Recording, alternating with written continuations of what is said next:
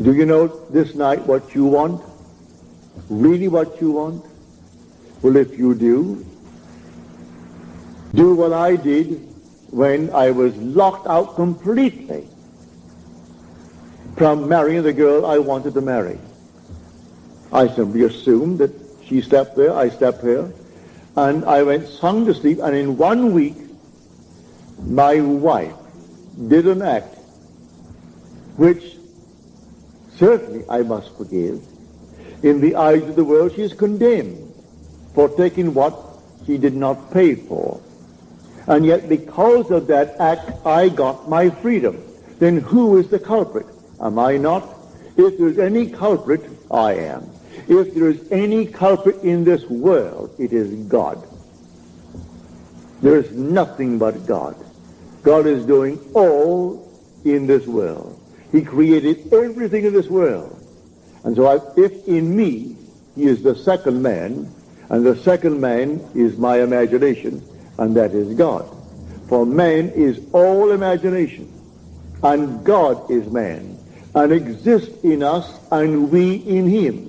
The eternal body of man is the imagination, and that is God himself.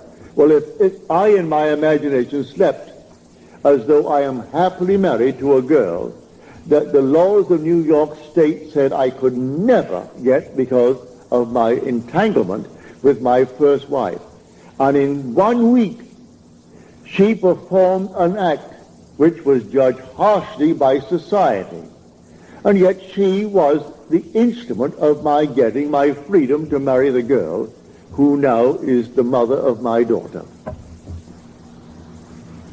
So how can I blame her who performed that act? She was in a state, and who did it? I did it. I did it by simply assuming that I was free and happily married to a girl that the state of New York said I could never marry because of the ancient laws that restricted my desire to get a freedom in that state. So you forgive everyone in this world. They're all playing their parts. So in my own case, I have seen thieves. I have seen all kinds of people play their parts. They were instruments in the fulfillment of my desire. So how can I ever condemn all? So the last cry on the cross,